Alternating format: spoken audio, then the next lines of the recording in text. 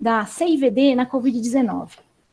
Como é que começou essa história? Por que eu pensei nisso? É o seguinte, eu acredito que os pacientes estão morrendo porque a gente está tratando a doença errada. Como é que eu pensei? Eu estava na UTI no dia 27 de março e eu vi uma senhora na minha frente com um raio-x não muito alterado, mas com uma oximetria absurdamente baixa, precisando de uma FiO2 de 80% e uma complacência perfeitamente normal do pulmão, fazendo o que eu achei que era um distúrbio de ventilação-perfusão, predominantemente pelo lado vascular, né? Eu falei, meu Deus, eu via muito CIVD quando eu era mais jovem, lá na REC do INCOR, porque tinha naquela época o oxigenador de membrana, de bolhas, e ele fazia muita plaquetólise e fazia CIVD, e a gente via muito isso. E parecia muito, me lembrou muito o que eu via naquela época. E quando eu fiquei nessa dúvida, eu falei, mas será que é uma CIVD? Será que é uma coagulopatia? E aí, naquela hora, o pezinho da minha paciente ficou roxo, o dedão dela ficou roxo, eu vi um fenômeno trombótico periférico, então eu falei, meu Deus, é uma CIVD. Nessa hora, eu liguei a heparina, e eu vou explicar para vocês como é que a gente vai ligar isso daí, depois no final eu vou dar o protocolo para vocês, e o dedinho dela no final do dia, depois de umas 6, 7 horas, estava rosinha, e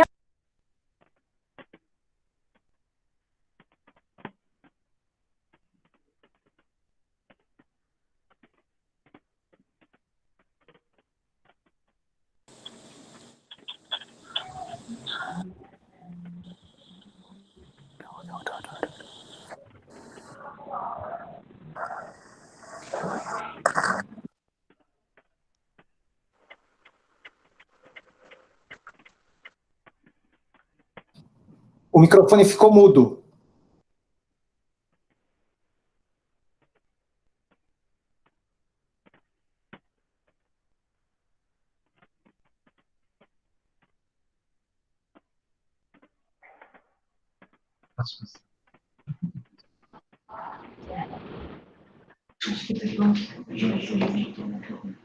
Você consegue abrir a câmera também? Posso falar lá? Alguém raptou aqui a sua apresentação, não sei como conseguiu, mas... Será que eles escutaram o comecinho? Escutamos até a hora que você falou que usou heparina e aí o dedão do pé atualizou. Pergunta se vocês estão se ouvindo. Vocês estão me ouvindo? É melhor estar a tela, sabe? Nossa. Fechado o microfone. vocês estão me ouvindo, gente? Sim. Sim. Vocês conseguiram ouvir o comecinho? Não. Eu ouvi. Tecnologia não é meu forte. Tá bom, tá todo mundo ouvindo, né? Do oxigenador de bolhas, né? Vocês escutaram até a parte do oxigenador de bolhas, né? Que dava muito CIVD naquela época. E aí, nessa hora, eu vi o pezinho da dona roxo, eu estava uma pedido dos meus alunos da biologia, a professora Marina e o professor Saldiva, para me ajudar a entender o que estava acontecendo no quadro anatômico patológico, e eles me ajudaram muito. Eu vou apresentar um pouquinho disso aqui para vocês também. Eu não sou patologista, mas eu tenho a alegria de trabalhar com o pessoal do departamento de biologia há 30 anos. Então, a gente é muito junto. Quer que eu faça? Olha, né? Eu vou fechar. Você quer fechar? Você pode fechar essa aqui. Deixa eu só fechar o microfone. Tem que você fechar essa aqui. Você quer desligar essa aqui?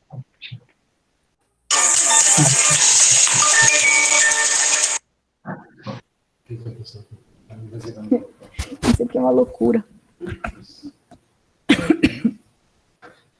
Tá bom? Então, desculpa aí as falhas técnicas. Deixa eu só ver se está aqui. Tá todo mundo aí? Isabel, você tá vendo eu? Ah, legal. Ela tá vendo. Desculpa, pode ir. Beleza. Então, vamos em frente, desculpa os problemas técnicos. Então, o que levou a gente a pensar que, na verdade, o que está acontecendo na Covid-19 não é uma SARA, é uma coagulopatia como causa da disfunção dos órgãos? Primeiro, uma hipoxemia grave em pulmões com complacência normal. fenômenos trombóticos frequentes, que a gente vê, às vezes, perifericamente, ou em grandes órgãos, infartos sem alteração de cateterismo, TEPs sem alteração de angiotomografias, e assim por diante. E alterações laboratoriais que sugerem que a gente tenha uma coagulopatia. Ah, não acredito. Mas como é que faz isso para roubar? Eu não sei. Eu só fui mexendo embaixo. Você está apresentando. Estou vendo ali que apareceu.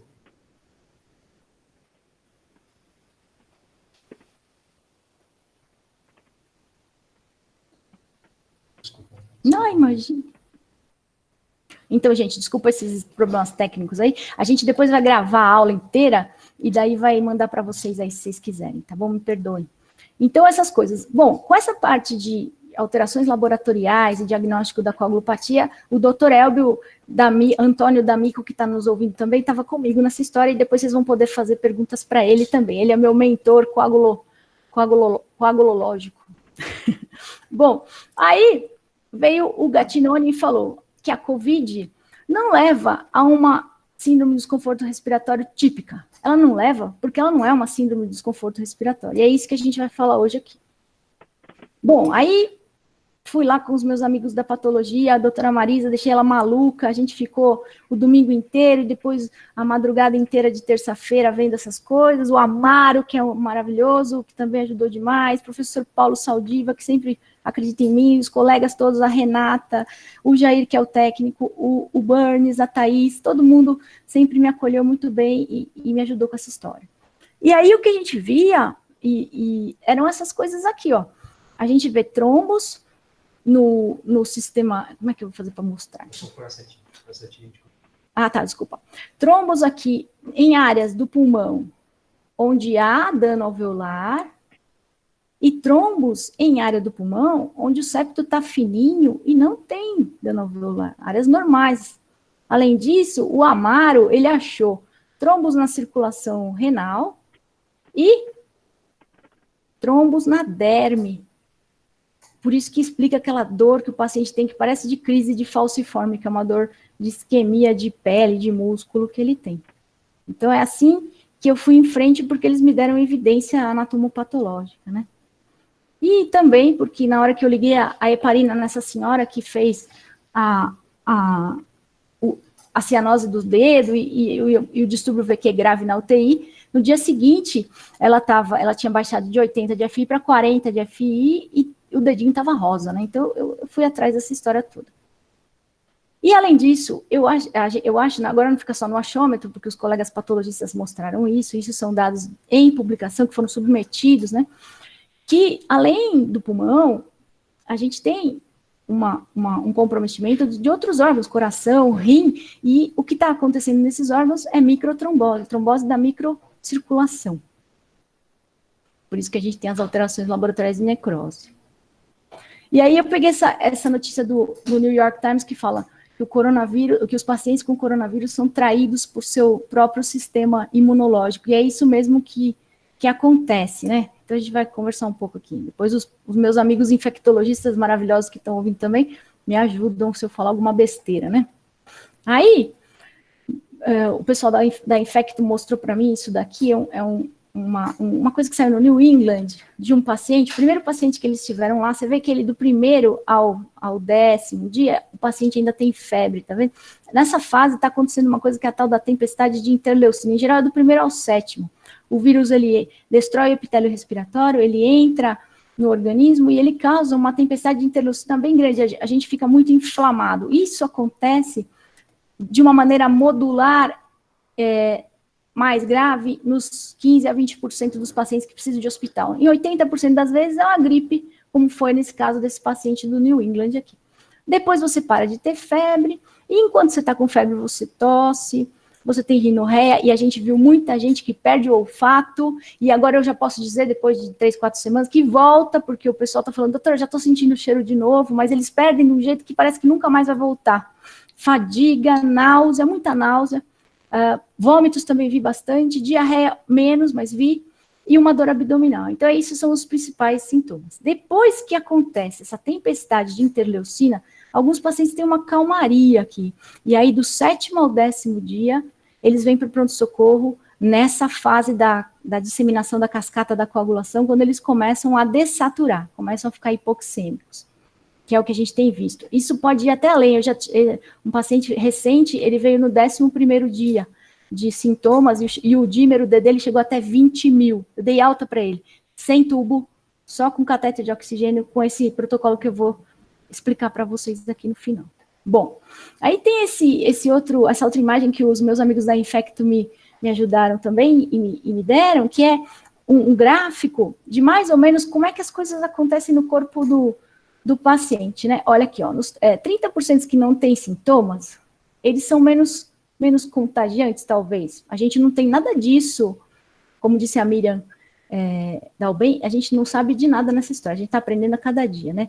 Então, a gente, no comecinho, poucos sintomas, o pulso sintomático em torno de 30%, e, teoricamente, agora a gente vai saber com os estudos de sorologia se eles vão ficar imunes ou não, que é a pergunta de $1 milhão. Ele vai ficar imune em torno da segunda semana, às vezes até na primeira semana aqui, esse pulso sintomático, e vai parar de contagiar na segunda semana. Tem os outros 55% que tem uns sintomas moderados, mais ou menos. E esses daí, como é que acontece? Do 1º até o 4º dia, poucos sintomas, não nenhum sintoma, depois um sintoma moderado leve. Esse vai demorar um pouquinho mais para contagiar, sendo que as pessoas podem contagiar até, os casos mais graves, até quase um mês depois que adquiriram a doença. Então, a gente ainda está pisando em terreno movediço aí. E isso também não tem ainda complementação direitinho. Agora com as sorologias que a gente vai saber. E tem os caras que têm sintomas severos. Esses que a gente vai falar hoje. São os caras que vão ter que ser internados no hospital. E aí a gente vai propor uma estratégia preventiva para que eles não necessitem da ventilação mecânica, que a gente está conseguindo. A gente tem mais ou menos uns 30 pacientes até agora. E estamos conseguindo isso daí. E aí, o pessoal que vai para o lado Darth Vader total aqui, que é o pessoal que vai...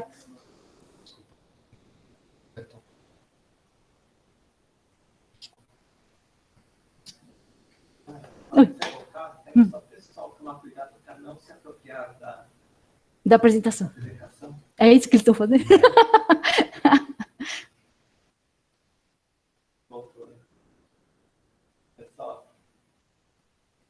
Pessoal, tá. Estão me ouvindo? Tudo certo, Nara. Então, tem alguém se apropriando da apresentação? Não se preocupem, gente. Vai ficar gravado e eu vou mandar para todo mundo. Por enquanto, não se apropriem da apresentação, senão cada vez que alguém tenta gravar para si, cai tudo o sistema aqui. Aí eu não sei mais de onde que eles escutaram. Vocês sabem dizer? Não foi só dessa vez. Acabou de ser. Acabou de ser. Então tá bom. Então acho que foi agora mesmo. Então vamos continuar.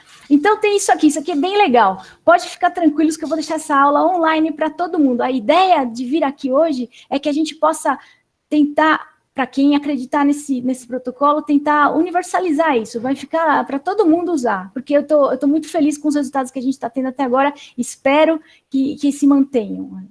Eu tenho muito medo que alguém sangre, assim, eu não consigo dormir direito por causa disso, mas depois eu falo, ninguém sangrou até agora desses 30 e estão em casa bem, graças a Deus, pelo menos uns 15, alguns ainda estão no hospital, mas é muito recente, é de 27 de março para cá.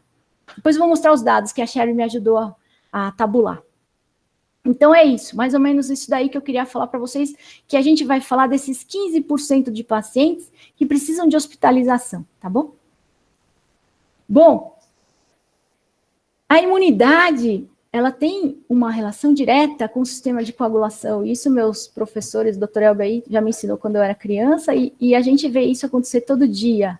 E é por isso, depois dessa agressão imune, por causa de um fator tecidual nesse caso, porque a Marisa me ensinou a ver o epitélio todo cheio de efeito citopático, e foi o único lugar que o pessoal achou efeito citopático do vírus por enquanto, no epitélio respiratório. Os outros órgãos são mais isquêmicos, mas ainda também está em análise alguns resultados, é tudo preliminar, é que por causa da importância disso para o pessoal que está sofrendo nas UTIs, eu fiquei ansiosa para divulgar, mas ainda é preliminar, mas vamos junto pensar.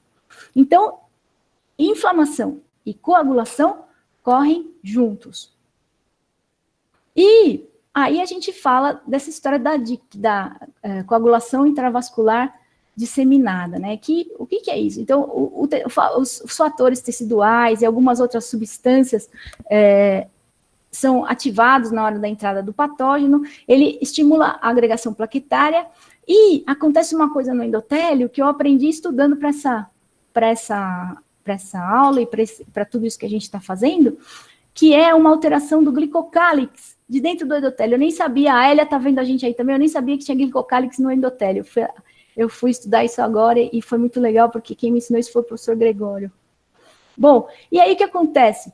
Você tem, então, uma infecção, a infecção leva ao aumento das citocinas e ao aumento desse plasminogênio tecidual. E aí você começa a hipercoagular, tem um estado de hipercoagulação. Isso acontece em algumas infecções. E depois que isso entra numa cascata, tipo uma bola de neve, você vai entrar numa coisa que é chamada de SIC, que é o que aqueles chineses lá falaram, que é a coagulação induzida pela sepse, né, que eles falam. E aí depois você vai para a coagulação intravascular disseminada, que é a fase mais grave, que pode levar à insuficiência de múltiplos órgãos e à morte. A nossa ideia é agir aqui, pertinho da entrada da SIC, antes que a gente vire uma DIC e não consiga mais reverter o processo que virou um círculo vicioso, né? Depois o doutor Elber vai explicar se eu falei alguma besteira aí. Bom, a gente tem alguns indicativos laboratoriais que isso está acontecendo nesses pacientes também. E o que mais a gente tem usado é o dímero D. No comecinho teve um pessoal que falou que o dímero D era só um marcador de inflamação, que não era para olhar para ele. Mas eu vou mostrar para vocês, e como os colegas da China mostraram, ele é um potente indicador de prognóstico e talvez da hora de agir com a anticoagulação em alguns casos, não em todos, mas em alguns casos, né? E as plaquetas, elas ajudam, mas elas podem estar muito aumentadas, a gente pode ver uma plaquetose nesses pacientes, e algumas alterações hematológicas que a gente tem visto com frequência, é uma leucocitose com desvio escalonado para a esquerda e linfócitos atípicos também, que a gente tem visto também.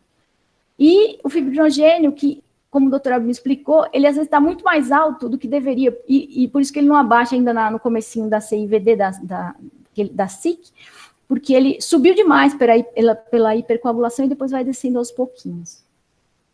Então, olha só, o que acontece? O bichinho, o vírus que entra via epitelial, aqui é a membrana basal, o epitélio alveolar está desse lado para baixo.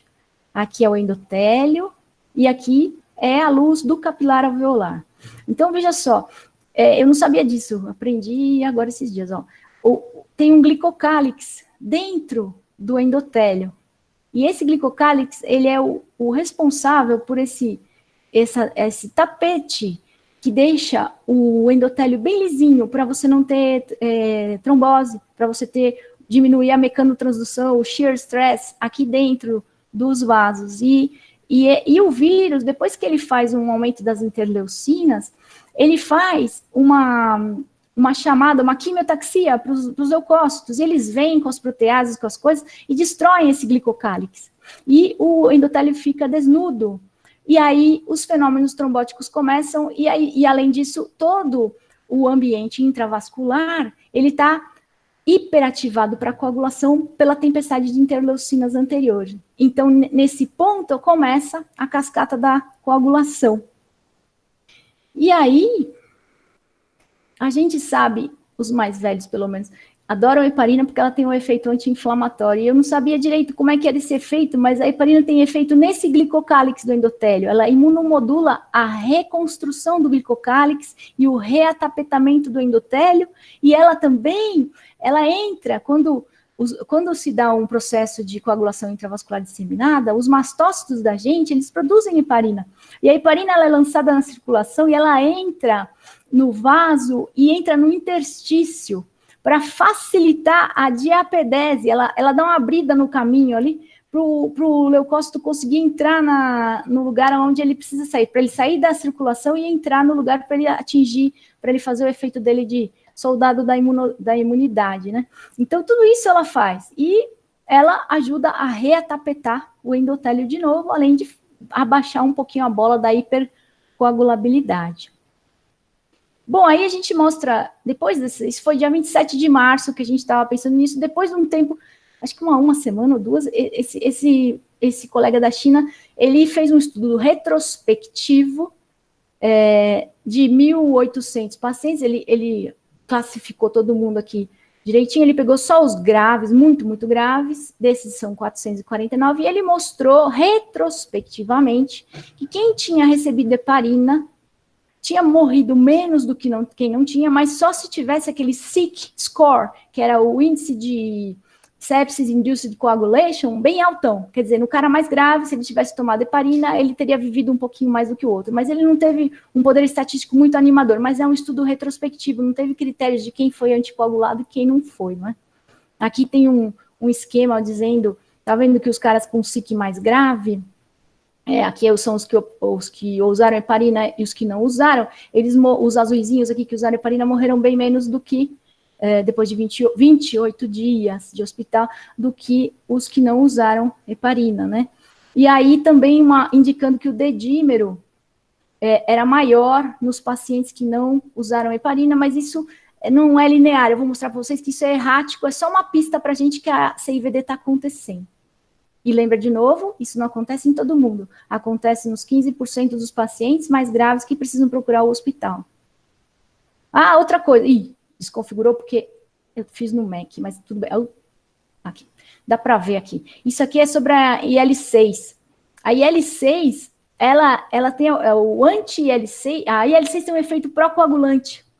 Então, provavelmente, o anti-IL-6, que custa, sei lá quantos $1.000, ele tem um efeito nessa síndrome, porque ele tem um efeito anticoagulante, ele freia a cascata da coagulação, e ele talvez dê uma melhorada mesmo lá para frente.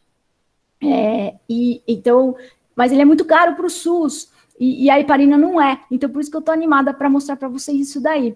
E outra coisa que o meu colega Dr. Daniel Deanzelan me chamou a atenção, foi dos efeitos da cloroquina na anticoagulação, e talvez seja por isso que o Trump... e eu não vou falar outro nome, gosta tanto da hidroxicloroquina, porque ela tem um efeito anticoagulante também, pequeno, antifosfolípide, e talvez seja isso que em alguns pacientes que não têm uma CIVD, que o doutor Elber vai explicar depois, que é uma CIVD galopante lá, a OVER, que ele fala, esses pacientes talvez respondam com a cloroquina nos estágios iniciais. Então, ela tem esse efeito anticoagulante. E, além disso, então é isso aí. Essas são as evidências que eu queria mostrar para vocês entenderem por que eu estou animado com esse trial e por que eu quero dividir com todo mundo para a gente botar no SUS mais rápido aqui. Bom, isso é um resultado preliminar do nosso estudo.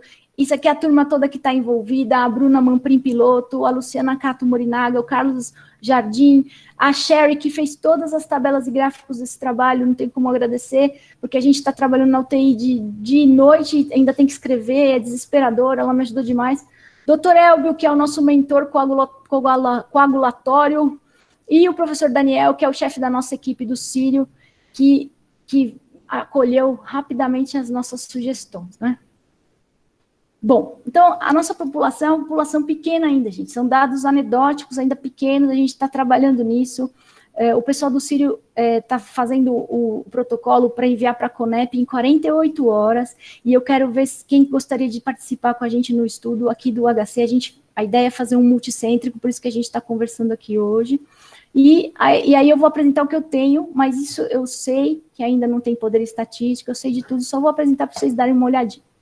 Bom, a média de idade dos nossos pacientes é de 58 anos, com desvio padrão de 16. O tempo de internação, isso é o mais legal, quer dizer, vocês viram que aqueles caras morreram, depois de 28 dias eles sobreviveram. O nosso tempo de internação é de 5 a 7 dias de internação. E o tempo de UTI a gente não sabe ainda, porque alguns pacientes ainda estão em UTI, são poucos. Chamaram a gente para esses pacientes que estão na UTI, depois que eles já estavam na UTI uns 5 a 7 dias. Por isso que a gente acredita no timing. Aí fica mais difícil tirar o paciente da tempestade coagulatória. Talvez, assim, a gente acredita que tem que ser precoce, que tem que ser assim que ele começa a dessaturar. Não deixar para um estágio onde já tem uma certa lesão de órgãos-alvo, insuficiência renal, que é o que a gente está enfrentando na UTI, porque fica mais difícil de tirar o paciente, né? E a gente só tem 5 desses pacientes em UTI, porque a partir do momento que a gente percebeu que era uma CIVD, a gente começou a tratar todos os outros com esse protocolo que eu vou mostrar para vocês, a partir do primeiro sinal de dessaturação de oxigênio. Então, só quem ficou na UTI é quem já estava lá antes do protocolo. Os outros, ninguém precisou de ventilador. O dímero D da admissão, mais ou menos 1.000 a 2.000, isso variou bastante. Os linfócitos, às vezes linfopênico, às vezes normais. O DHL a gente acabou usando como um indicador de lesão epitelial, que ajuda a gente um pouquinho a decidir algumas coisas mais para frente no protocolo. O PCR da admissão varia muito. Às vezes o paciente tem um PCR super pequenininho e quando ele começa a piorar, lá na frente aumenta o PCR. E o delta T de sintomas até ser internado é de 6,7 dias, ou seja, mais ou menos 3, ou seja, 7 a 10 dias, que é aquele período perigoso que eu falei para vocês lá na tabela dos sintomas, né? E o delta T de sintomas até usar o protocolo é de 9 dias, porque aqui estão incluídos todos os pacientes, inclusive os da UTI, mas depois eu vou mostrar para vocês os separados, que já entraram e a gente botou no protocolo. E aqui delta T de internação até o protocolo 3 dias, também por causa dessa coisa da UTI. Comorbidades, nossos pacientes tinham diabetes, 9%, 23% hipertensão, pneumopatas, insuficiência renal, apneia do sono, neoplasia, tinha 9%, cardiopatia, mas era só 2, tá vendo? É pouquinho. São até agora 24 pacientes, é bem pouquinho. A gente já tem mais 10 para incluir na planilha, então é tudo anedótico aqui, mas eles tinham as comorbidades. E aqui é mais ou menos uma ideia de como que era a tomografia desses pacientes. A maioria tinha um dano moderado e alguns tinham um dano leve. Leve aqui. 25, menos que 25%, 25 a 50%, 50% da tomo atingidos. Tá. Isso tudo é obra da Sherry aqui. É uma artista. Aqui, é muito legal esse gráfico, porque aqui é quando os pacientes estavam na UTI, eles já estavam um tempo lá na UTI, e aí chamaram a gente para ver. Foi o dia que eu vi essa senhora do pé roxo aí. E a gente começou a heparina, e aí a relação PO2-FO2 da maioria deles subiu. Opa, parou? Faz tempo? Não, agora, nesse momento.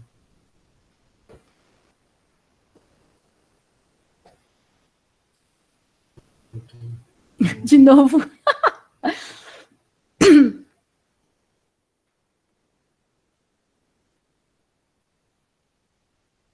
Ainda bem que você está aqui, porque senão eu ia sentar e chorar.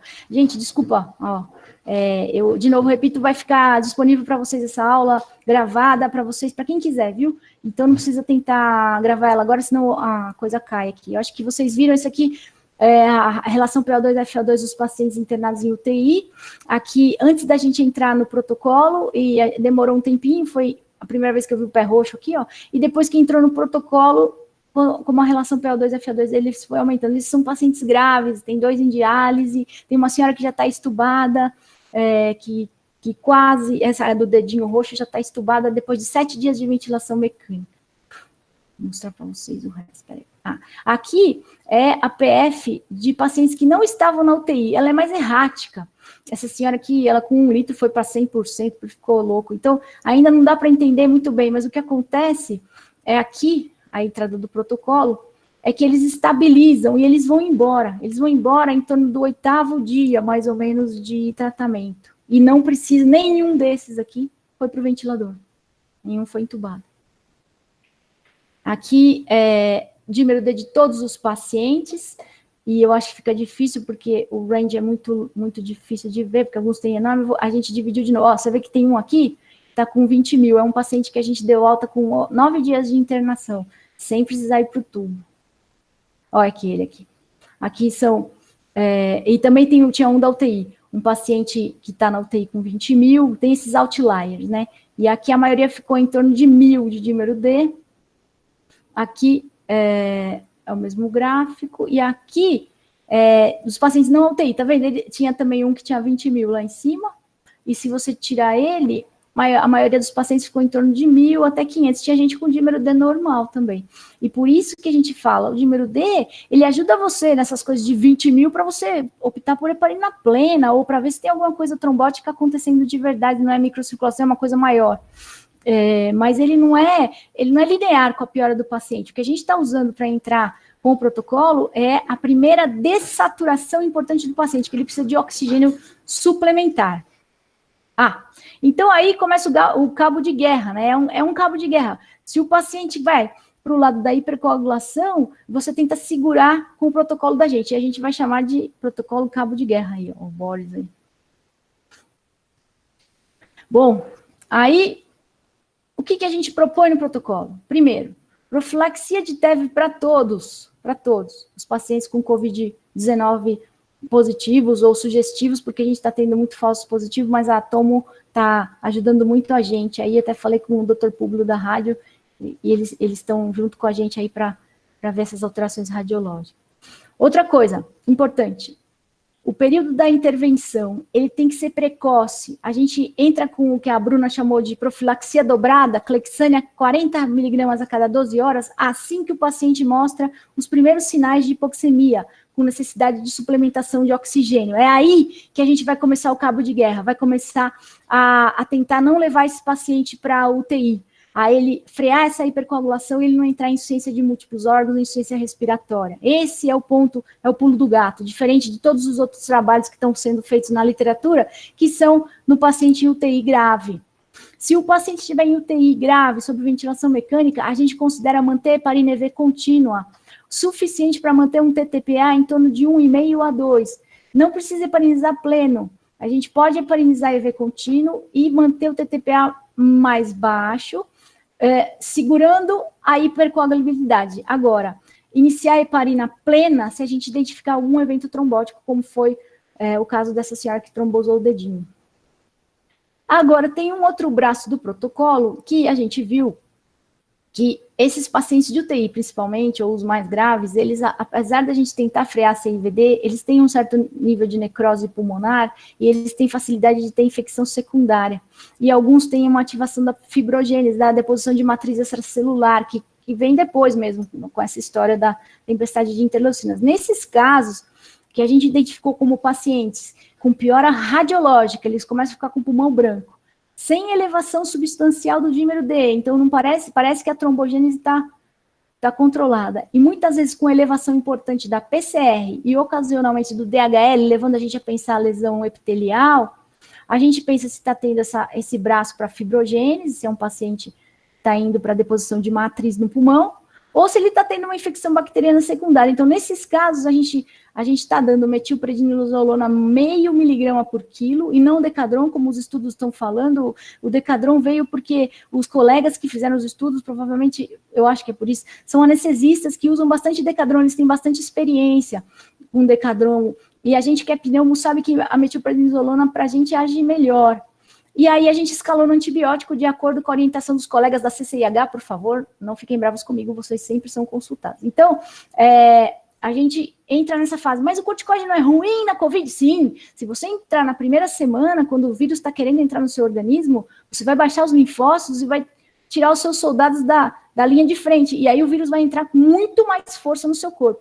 Mas depois da segunda para a terceira semana, o corticoide imunomodula a deposição de matriz e ele pode ser seu aliado em baixa dose. Aquele protocolo de 20 miligramas de Decadron é um absurdo, o Meduri já testou isso daí antes, um montão de Decadron em qualquer inflamação pulmonar, e só mostrou que a gente tem mais infecção e nenhum benefício, né? Então, aquele protocolo, no meu modo de ver, está errado.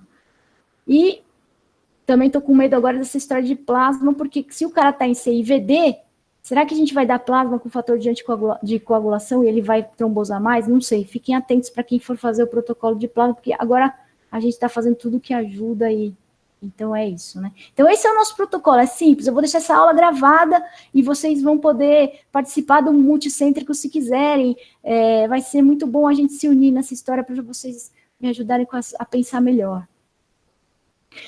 Importante, a gente não observou hemorragia em nenhum paciente desses 24, 30 pacientes até o momento. Mas cuidado com as contraindicações à anticoagulação, cuidado, porque a gente fica muito preocupado com isso mesmo. O sangramento é a nossa maior preocupação. Mas até agora, nada de importante, nenhum evento importante para mencionar. E é isso. Eu queria, então, agora que vocês abrissem os microfones aí, doutor Elbio, que está nos ouvindo, se quiser falar alguma coisa, a professora Marisa, que me ajudou demais, e aí a gente está junto agora para conversar.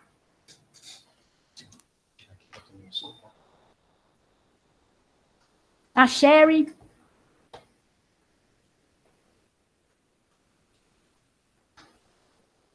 Acho que ficou bom. Oi, alguém quer perguntar alguma coisa aí? Oi. Foi todo mundo embora. 86 pessoas. Doutor... Gente, quem quiser fazer pergunta, abre o microfone. Pode falar. Doutor Elbio está aí? Alô? Alô? Fala aí, o que o senhor manda? Não, é o Walter da cirurgia. Pois não, doutor Walter. Mas eu gosto do Elbio também, ele é meu amigo. Então, não seria interessante, talvez, fazer um estudo epidemiológico, os pacientes que tomam anticoagulante de maneira perene, né? Se tiver uma evolução menos ruim da infecção por coronavírus. Nossa, muito legal essa ideia. É difícil fazer isso aqui no Brasil, né? Lá na HC a gente tem um monte de paciente que toma, tal, mas na Inglaterra, que o surto está super alto, podia, de repente, levantar no National Institute of Health lá da Inglaterra, Sim. que eles têm tudo muito tabulado para ver se essa população que toma anticoagulação de maneira perene talvez teve menos incidência de internação e evolução pior, né? O que você acha? Então o doutor Elbio vai falar, que ele é o nosso mentor coagulológico aí que eu falei. Fala aí, doutor Elbio. Doutor Elbio. Ele pediu para falar. Bom, eu acho que a gente pode fazer esse estudo, sim. Até a minha mãe falou para eu ligar para a Inglaterra hoje para dar isso aí para o Boris Johnson. Aí, eu acho que a gente podia aproveitar as duas coisas. Fala com o pessoal que está tratando dele e já pede para fazer esse tipo de coisa. Eu acho que é muito interessante. Mas eu não sei se estou falando besteira. É bom que o doutor Elbio fale. Acho que ele está com problema com o microfone. Ele já vai falar para você. Mas eu acho que sim, vamos ver o que está acontecendo. Mesmo o Esper tinha falado de estudar esses caras que tomam cloroquina por causa de uma doença reumatológica, se eles também não estão protegidos, porque para a cloroquina agir, a gente precisa pelo menos de um mês. Então, agudamente, é muito pouco o efeito dela. E talvez esses que estão tomando a longo período tenham mais um efeito do que os outros, né? Não sei. Tem um paciente que estava internado no... Fala. Tem um paciente que estava internado no Sírio, um jurista importante que saiu na mídia, não vou falar o nome, que é paciente de uma colega que é reumatologista. E ele teve internado com complicações de uma cirurgia e pegou o coronavírus. Certo. E ele tomava a cloroquina pela doença reumatológica. Né? Ele teve na UTI internado pelas complicações, né, cirúrgicas. Mas infartou e tal. Mas a cloroquina que ele tomava, enfim, ele não teve uma evolução ruim do coronavírus. Interessante, né, isso? Interessante. O Esper levantou essa bola logo no comecinho. Ele falou, isso aí, a cloroquina só se os caras estiverem tomando. É um estudo legal para fazer. E de anticoagulante também. A gente acredita nesse efeito anti-inflamatório da heparina. Então, eu acredito que esses outros anticoagulantes, talvez, não tenho isso, mas se você já está num efeito de frear a coagulação crônico, né? Talvez. Meu medo é que as pessoas saiam comprando anticoagulante, igual fizeram com a cloroquina. Eu morro de medo disso. Até falei pro doutor Elbio, a pessoa pode morre sangrando em casa e não vai sarar do coronavírus e vai morrer. Aliás, não vai pegar o corona porque vai morrer sangrando, né? Pelo menos não vai pegar por causa disso, né? Então, não pode comprar anticoagulante sem receita médica, e esses anticoagulantes que a gente usou são intra-hospitalares. Eu estou falando isso porque essa apresentação pode vazar para o público leigo, e aí é bom falar, né? Tenho medo. Nara, posso falar? Marisa, sim, olha aí, ó. Essa é a mentora. Pode falar. Eu queria saber se nesses seus pacientes vocês têm alguma evidência de tromboembolismo pulmonar de vasos maiores, porque existem alguns relatos não publicados na literatura ainda, e o material que a gente está estudando é de pulmão periférico, e eu acho que isso é uma questão importante, se a gente está vendo alguma coisa local, ou se isso é êmbolo, e você falou de alguns fenômenos trombóticos de periferia, né, sistêmico, mas em relação a tromboembolismo pulmonar, tem alguma coisa documentada, não? A gente tem 2 pacientes que a gente acredita que tenham tido tromboembolismo pulmonar, mas eu não tive coragem de dar contraste para eles, porque eles estavam entrando naquela fase de lesão renal e eles se recuperaram depois. Então, a gente não tem a comprovação do exame, mas depois a gente pode fazer tranquilo. Um deles é o paciente lá do 9 de julho que chegou a 20 mil de dímero D, e aí entra um problema legal que a gente tem que ver, porque esse cara que fez 20 mil e ele fez uma imagem em cunha no raio-x, assim, típica de TEP, esse eu já falei para ele, você vai tomar anticoagulante 6 meses. E os outros que a gente dá alta, a gente mantém anticoagulante pelo menos 4 semanas, porque a gente ouviu falar de gente que volta e tem TEP, vai para casa, igual aquele menino de 23 anos que morreu lá no Nordeste. Eu acredito que ele foi para casa bem e voltou com TEP. Quer dizer, além de tratar intra-hospitalar, depois da alta, a gente deixa mais 2 semanas a 3 semanas com anticoagulante. Então, esse que fez uma cunha era um TEP. E a outra senhora era da UTI, ela fez uma pressão de artéria pulmonar de 70. E quando a gente entrou com heparina plena para ela, porque era uma evidência forte de ser um TEP, ela agora está com 50 de pressão de artéria pulmonar. Então, eu acho que isso aí é uma coisa legal. Alô?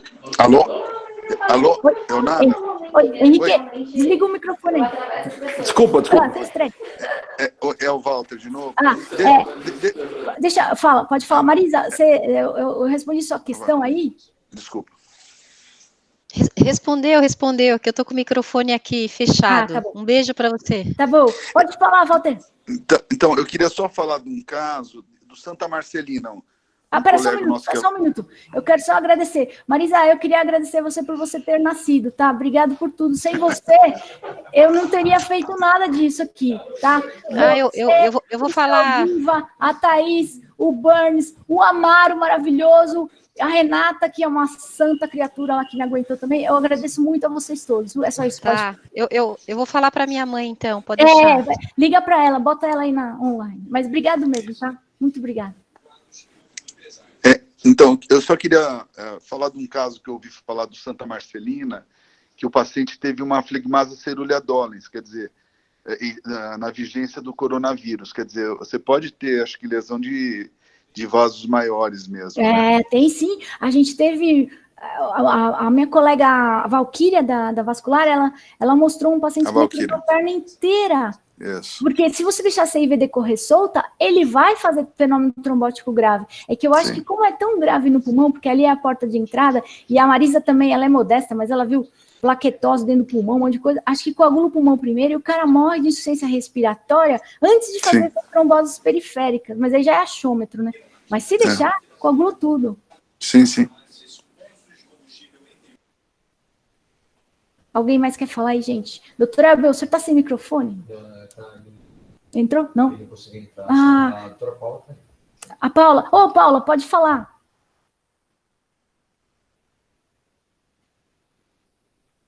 Ninguém quer falar? Tá todo mundo... Vocês acharam que eu sou muito maluca de pensar essas coisas? Vocês acham que tem a ver? O que vocês... Comentários. Marinha, vou parafrasear você. Sherry! Essa é o cérebro matemático. Fala aí. Obrigada que você nasceu também. É que você nasceu, Narinha. Não, o que eu gostei da sua ideia, que é diferente de todas as outras que a gente tem lido aí nesses últimos tempos, é que ela faz sentido, e ela faz aquele sentido que explica todos os sintomas, assim, aquela uma explicação que explica todas as nuances. Isso eu acho que é meio old-fashioned, mas eu acho que é bem legal. Assim. Obrigado por tudo, hein? Nós passamos a madrugada acordada aí para fazer as estatísticas. A doutora Paula vai falar? Eu tenho umas perguntas aqui. Posso te fazer? Pode. Então, assim, a primeira é do Júlio.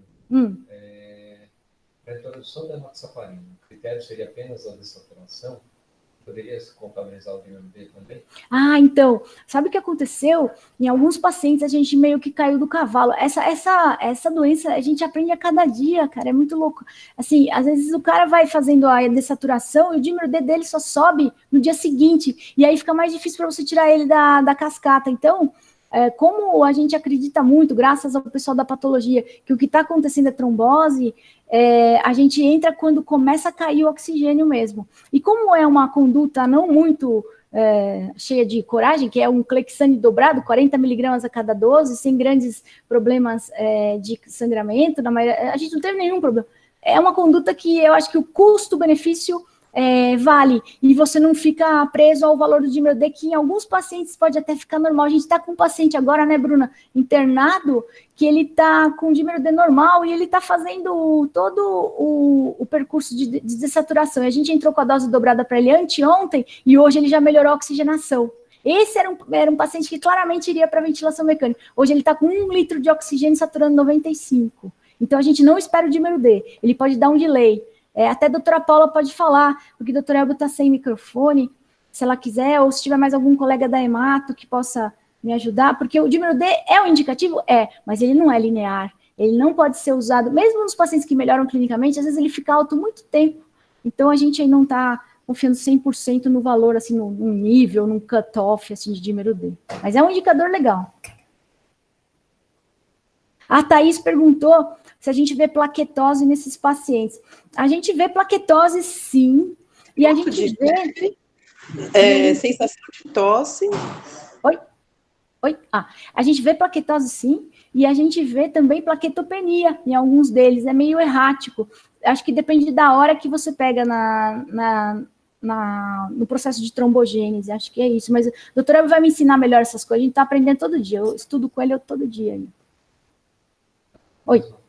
A Beatriz Holanda, ela pergunta assim, vocês conseguiram ver alguma relação entre coagulação e hora ou não da função renal? Ah, sim! A gente tirou um senhor da diálise essa semana, ele foi estubado e saiu da diálise, ele está agora saindo da diálise, e um outro senhor que está na UTI, são os casos mais graves, né, que a gente pegou já com 7 dias de história, porque eles já estavam na UTI, depois que a gente foi chamado e entrou com o protocolo. E tem um outro senhor que ele tem um monte de comorbidades, e ele iria para a diálise anteontem, e ontem os resultados lá dos exames de creatinina dele começaram a baixar, e ele baixou a FiO2 para 35%, e a gente considerou não fazer diálise ontem. Hoje eu não vi como ele está. A gente está ainda dia a dia olhando, né? Mas ontem ele tinha melhor. Agora, esse outro foi de alta da UTI estubado, com 10 dias de tubo, porque a gente entrou no 7º. É assim, em torno do 3º dia, depois que você entra com o protocolo, 24 horas você já consegue ver alguma coisa. Mas lá pelo 3º dia você já vê um efeito muito legal. Quem mais aí? Tem mais pergunta? Não? BUP, isso mesmo, ó. Bruno tá falando. BUP, a Marisa, você tá aí ainda ou você já foi? Marisa Câmbio. Acho que ela já foi. Thaís, você tá aí? Burns? Alguém da patologia? A gente viu alguns casos de BUP lá nas lâminas, que a Marisa me mostrou. BUP e pneumonia secundária bacteriana. E a gente tem algumas indicações. Por isso que a gente falou desse corticoide meia boca aí na segunda para a 3ª semana, que é a hora que começa a acontecer a BUP. E não é para dar um montão de corticoide, é 0,5 miligrama por quilo a 1 miligrama por quilo nos casos mais graves, que estiverem detonando o raio-x de uma vez, e não mais que isso. E é metilprednisolona, não é Decadron. Fala aí.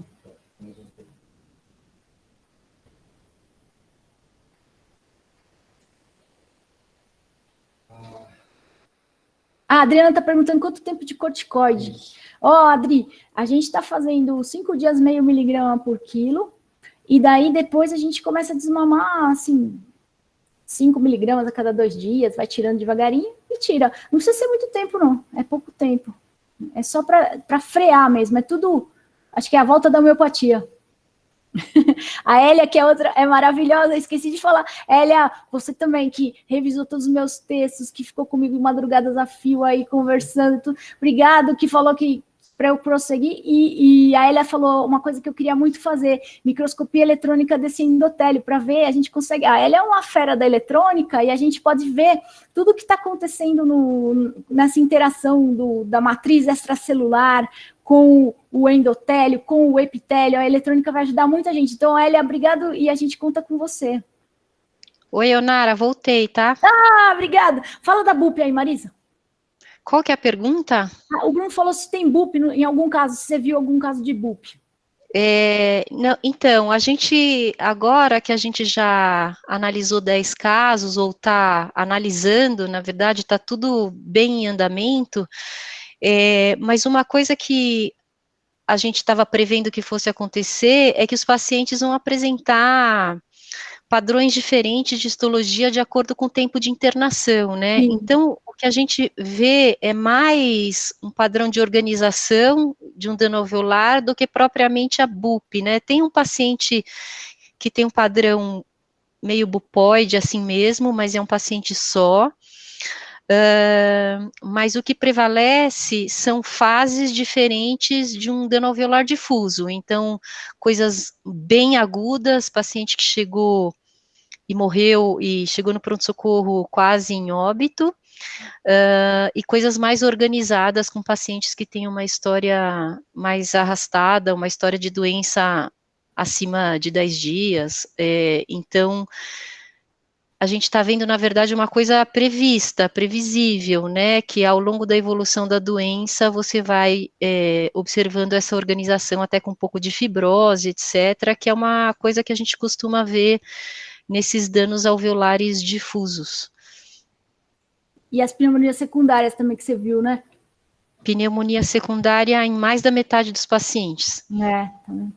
Então, esse daí do protocolo é aquela turma que estava melhorando com o protocolo da anticoagulação, de repente fica com um raio-x branco, sobe DHL, estoura PCR. Pensa em duas coisas, indo para fibrogênese e fazendo infecção secundária, é o que a gente está fazendo, pelo menos, né? E lembrar que a Marisa viu o pessoal que foi para o lado Darth Vader total, que é a autópsia, né? A gente estava tentando trazer para o lado Obi-Wan, né? É isso.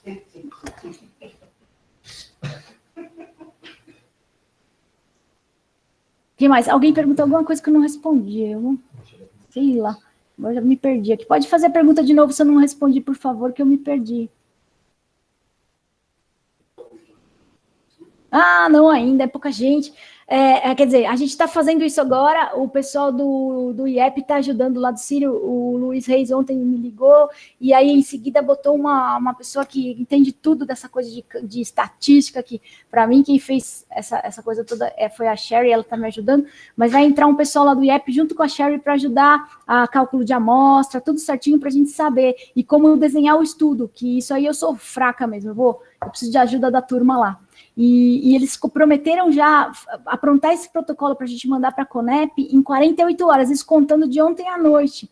Então, aí, quem quiser participar junto com a gente no multicêntrico, vamos junto aí. O Luiz falou que está de portas abertas. Lá e é uma coisa barata, que tem no SUS, tem no particular, tem no convênio, tem para todo mundo, diferente do anti-IL6, que é muito caro, que não dá para todo mundo, tem que dosar em outro lugar, é complicado. Isso a gente faz com arroz com feijão, né?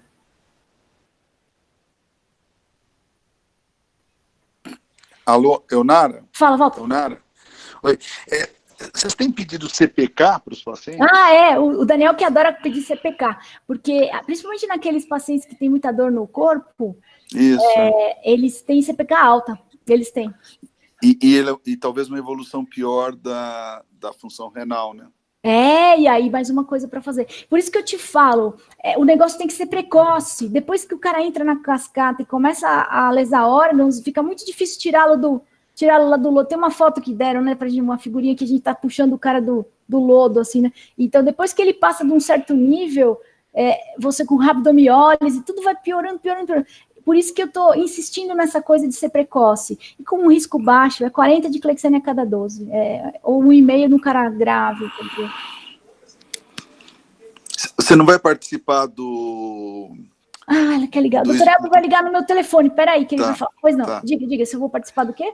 do esforço da crise lá no Ministério da Saúde, o Carlão Gabinete da Crise. Aqui. O Carlão falou que está dentro, e ele que é o chefe lá, e daí ele falou que está dentro, então nós estamos dentro. Nós estamos dentro, Legal, todo mundo junto. Parabéns. Não, Merece. parabéns nada, isso é coisa de Deus, eu só estava no lugar certo na hora certa, e juntou as coisas que eu vi na vida, eu tô velha, é igual o Dr. Valente, ele falava assim, não me vá ser uma CIVD, e era. E aí, dessa vez, eu fiz igual o Dr. Valente, né, ele que me inspirou, vai ver que foi isso. Ó, o Dr. Elber tá ligando, eu vou ligar para ele, para ele falar, te responder aquela história lá, pera só um minuto. Tá meio zoado aqui, né, peraí, eu sou assim mesmo, o Daniel fala que eu não imponho respeito, peraí, só um pouco, ó. Doutor Abel falando. Fala, doutor Abel. Aí, ó, o homem... quer dizer, ele não vai aparecer aqui, mas... Eu não consigo conectar. Não tem problema, você tá no ar e tá todo mundo te escutando aqui. Pode falar, vê lá o que você vai falar. Um abraço para todo mundo, primeira coisa. Tá todo mundo escutando ele? Tá, pode falar, doutor Abel. Então, porque ficaram dúvidas em CIVD. Isso. O que você gostaria? O Walter está falando se valia a pena fazer um estudo que visse se os pacientes que tomam anticoagulante cronicamente para alguma outra doença estão protegidos dessa SARS-CoV grave.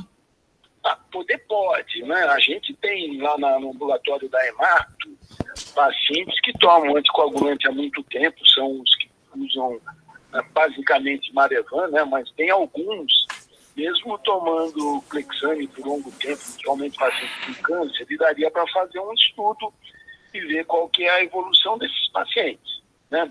Se tem maior proteção ou não. Eu acho que daria para fazer. Qual outra? A outra é aquela coisa da cloroquina na anticoagulação, que eu falei en passant, se você quer falar alguma coisa diferente. Cloroquina na anticoagulação? Que ela tem um efeito antifosfolípide, por isso que ela tem um efeito... A minha experiência que eu vejo nos pacientes com síndrome antifosfolípide primária, mas isso também é descrito em SAF secundária, que a cloroquina, ela reduz a trombogenicidade. Então, tendo um efeito imunomodulador, ela diminui a reatividade plaquetária, tem trabalho que mostrava a menor disposição de fator tecidual, e com tudo isso a gente reduziria a hipercoagulabilidade, a trombogenicidade desses pacientes. Tem trabalhos que mostraram até que em moças com SAF gestantes, a cloroquina usada, a hidroxicloroquina usada durante a gestação, mas é uma dose menor. A gente usa 400 miligramas uma vez ao dia, né? Então, que essa cloroquina durante a gestação permite uma melhor evolução gestacional, sem menos trombose, sem menos complicações fetais. Então, a cloroquina, a gente costuma usar, eu particularmente costumo usar em situações assim. Pessoas, por exemplo, que têm uma síndrome antifosfolípide primária, vão para um procedimento cirúrgico que pode ter um risco trombótico maior no pós-operatório, e muitas vezes o cirurgião fica preocupado em reiniciar a heparina 24 horas após a cirurgia, né? Então, isso é uma experiência pessoal minha. Eu dou cloroquina um tempo antes, um mês antes, para reduzir, quando o paciente tem síndrome antifosfolípide, só nesses casos. Nesses casos. Eu dou antes, e é isso que eu queria que você falasse, você dá um mês antes, que é para ela ter... Agora, dá na hora que o cara está lá na UTI, pode ser até lesivo, né? Mas isso é muito de observação pessoal. A gente sabe que a cloroquina não funciona rapidamente. Isso. Ela tem uma ação mais lenta. Então, eu não sei, assim, nessa situação.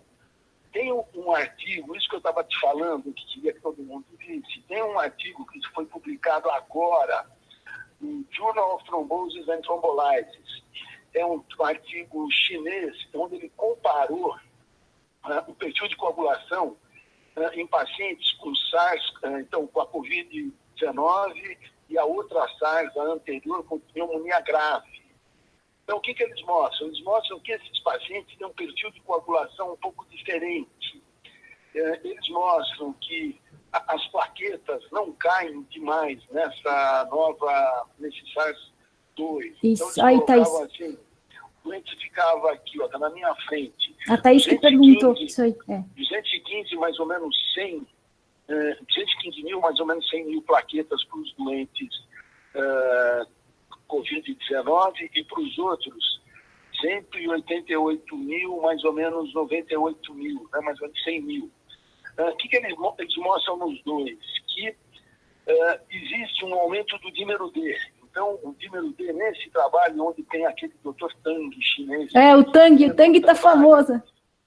Então, o Dr. Tang, ele põe uma observação muito interessante, que ele fala assim, que ele estratificou, então, a associação entre o tratamento com a heparina e a evolução em pacientes estratificados, de acordo com o dímero, foi avaliada.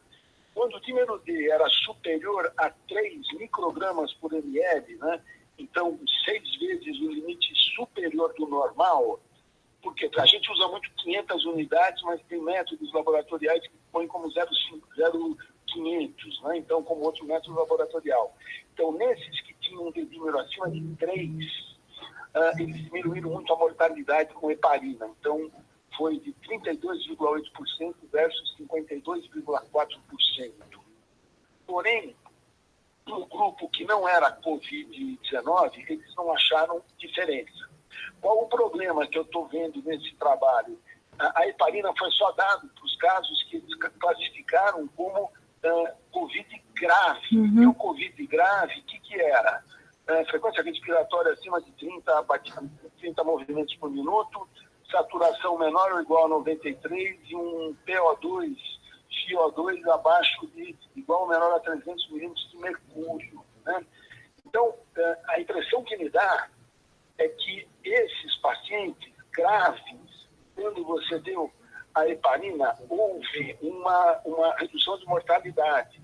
Por outro lado, será, essa é a minha pergunta, que serve para todo mundo, e eu acho que daí dá para a gente fazer muitos trabalhos aí, pneumo, TI, hematologia lá com o Dr. Wanderson, com a Paula, com a turma da coagulação, comigo também, seria dizer assim, isso daqui foi dado em um paciente grave. Será que a gente pode abortar, impedir que esse doente fique grave? Será que essa heparina que nós usamos no cílio, permitiu essa não evolução? Isso que é legal. Então, esses trabalhos estão só nos graves, do doente grave. Agora, a gente vai deixar evoluir para grave? Exato. Essa é a minha angústia que eu quero que vocês me ajudem a responder. Então, é isso aí. Era isso que a proposta seria essa, fazer um trabalho conjunto, desde que exista acordo, né, se o Dr. Carlos concordar. Ele concordou. O Wanderson já me falou que por ele tudo bem. Legal. O Wanderson, quando eu conversei com ele ontem, ele está super à disposição para fazer esse trabalho. Legal. Evolutivamente, que eu acho que isso é importante. Vendo a evolução, o paciente internou, tem algum motivo para estar internado, claro, a gente vai fazendo um acompanhamento laboratorial para ver esses marcadores, para a gente ver aquilo que eu sempre tinha te falado, né, Nara? Sim. Que a gente tem a CIVD, que é classificada como over, ou seja, uma CIVD que está bem escarrada na nossa eu aprendi. E a gente tem a non-overt, ou seja, é um processo evolutivo. Isso. Quando a gente tem a non-overt, a sociedade pede para a gente fazer controles laboratoriais sequenciais, eventualmente cada 2 dias. Isso, né? Que a gente está falando. fazendo. Para não deixar o cara ficar uma doença muito descontrolada. Grave. E daí tem um outro artigo que eu acabei de baixar, super interessante, também um trabalho chinês que foi publicado no Experimental Therapeutic Medicine, em 2014, que é um trabalho prospectivo, eu não li ainda, que é baixa sólida de heparina como tratamento para CIVD inicial durante a sepse. Né? Então, eu acho que tem tudo isso em aberto para a gente poder ver se realmente a heparina está tendo toda essa bola, se era tudo isso mesmo, ou se é um tratamento que não vai ser mais uma opção terapêutica que talvez não sei, daí a gente comprovar que ela funciona realmente. É legal a gente comprovar. É isso mesmo. Doutora, obrigado, o senhor nasceu também. Eu estou à disposição para celular, Leonara, para quem quiser, para todo mundo. Tá bom. Pode dar meu e-mail. Tá, a gente vai estar online de todo mundo, a gente também, todo mundo. Eu estou prometendo que essa semana eu resolvo ter um WhatsApp. Ah, que maravilha! Ou não. Talvez o senhor se arrependa rapidamente. Talvez sim, viu? Mas assim, a gente vai, eu acho que com certeza você vai se arrepender, mas tudo bem. Vamos ficar junto, então. Então, que bom. E o Carlão também falou que está junto com a gente. Se o Carlos estiver aí, pessoalmente, manda um abraço para ele. Lembra que ele que me investigou daquela saturação baixa que eu tenho, 93. Carlão, quer falar aí? PO2 e não se achou nada, e eu não consigo aumentar. É verdade. Eu não sei se o Carlão ainda está ou se ele já saiu, coitado, porque ele deve estar cheio de coisa para fazer. Mas eu falo para ele. Obrigado, doutor Elvio. Nada, estou à disposição. Obrigadão. Um abraço para todos. Obrigado. Beijão. Beijão, tchau, obrigado. Isso aqui tá parecendo programa de auditório, né, agora? Então, acho que é isso. Alguém mais quer perguntar alguma coisa? E quem quiser fazer parte do trabalho, por favor, conversa comigo. O Marcelo vai fazer também. E eu queria agradecer de novo a Marjorie, porque sem a Marjorie, eu não teria tido a oportunidade de falar com vocês. Foi ela que falou com o Marcelo, e o Marcelo, querido, falou comigo e me deu essa oportunidade de ouro de juntar os colegas para pensarmos juntos. Aí todo mundo junto. Vocês viram que isso é um trabalho que sozinho não vai dar para levar para frente, não. E eu estou tendo a ajuda de muitos amigos. O pessoal da patologia é inestimável, a Sherry, todo mundo. Eu não vou nem falar porque todo mundo está ajudando muito. Obrigado por tudo, de vocês estarem aí. Se vocês não tiverem mais perguntas, a gente vai finalizar. Eu vou deixar a aula disponível, gravada para todo mundo, tá bom? Obrigadão. Tchau.